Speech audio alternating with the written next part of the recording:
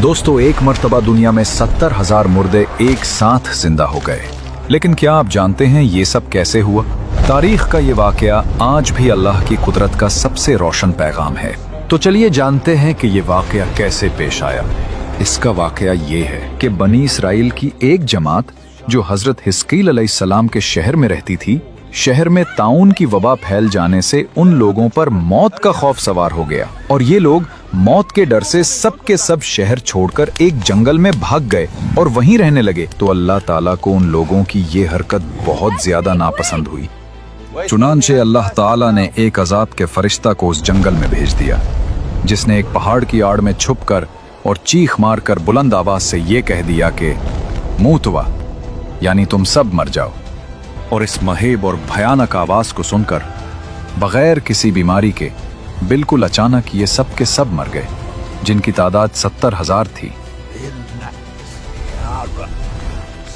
इन मर्दों की तादाद इस कदर ज्यादा थी कि लोग उनके कफनो दफन का कोई इंतजाम नहीं कर सके और इन मर्दों की लाशें खुले मैदान में बेगौर और कफन 8 दिन तक पड़ी पड़ी सड़ने लगीं और बेइंतहा ताफुन और बदबू से पूरे जंगल बल्कि उसके अतराफ में बदबू पैदा हो गई। कुछ लोगों ने उनकी लाशों पर रहम खाकर चारों तरफ से दीवार उठा दी ताकि ये लाशें दरिंदों से महफूज रहीं। कुछ दिनों के बाद हजरत हिस्कील अलैहिस्सलाम का उस जंगल में उन लाशों के पास गुजर हुआ तो अपनी कौम के 70,000 इंसानों की उस मौत नगाहानी और बेगोरो कफन लाशों की फरावानी देखकर रंजो गम से उनका दिल भर गया। आप दीदा हो गए और बारी ताला के दरबार में दुख भरे दिल से गिड़गिड़ाकर दुआ मांगने लगे, या अल्लाह, ये मेरी कौम के अफराद थे जो अपनी नादानी से ये गलती कर बैठे कि मौत के डर से शहर छोड़कर जंगल में आ गए। ये सब मेरे शहर के बाशिंदे हैं। इन लोगों से मुझे प्यार था और ये लोग मेरे दुख से के शरीक थे। अफसोस कि मेरी कौम हलाक हो गई और मैं बिल्कुल अकेला रह गया और तेरी किबरियाई का खुतबा पढ़ती थी। आप बड़े सोच दिल के साथ दुआ में मशगूल थे कि अचानक आप पर यह वही उतर पड़ी कि ए हिस्कील, आप इन बिखरी हुई हड्डियों से फरमा दीजिए कि ए हड्डियों, बेशक अल्लाह ताला तुमको हुक्म फरमाता है कि तुम इकट्ठा हो जाओ। ये सुनकर बिखरी हुई हड्डियों में हरकत पैदा हुई और हर आदमी की हड्डियां जमा होकर हड्डियों के ढांचे बन गए। फिर ये वही आई कि ए हिस्कील, आप फरमा दीजिए कि ए हड्डियों, तुमको अल्लाह का ये हुक्म है कि तुम गोश्त पहन लो। कलाम सुनते ही फौरन हड्डियों के ढांचों पर गोश्त पोस्ट चढ़ गए। फिर तीसरी बार ये वही नाजिल हुई, ए हिस्कील, अब ये कह दो कि ए मुर्दो, खुदा के हुक्म से तुम सब उठकर खड़े हो जाओ।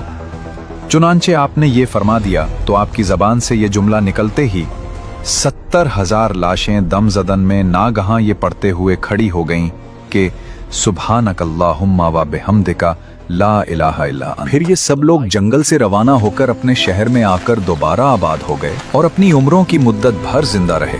लेकिन उन लोगों पर इस मौत का इतना निशान बाकी रह गया कि उनकी औलाद के जिस्मों से सड़ी हुई लाश की बदबू बराबर आती रही और ये लोग जो कपड़ा भी पहनते थे वो कफन की सूरत में हो जाता था और कब्र में जिस तरह कफन मेला हो जाता था ऐसा ही मेलापन उनके कपड़ों पर नमूदार हो जाता था। चुनांचे ये असरात आज तक इन यहूदियों में पाए जाते हैं जो उन लोगों की नस्ल से बाकी रह गए हैं। ये वाकया कुरान मजीद की सूरह बकरा में मौजूद है।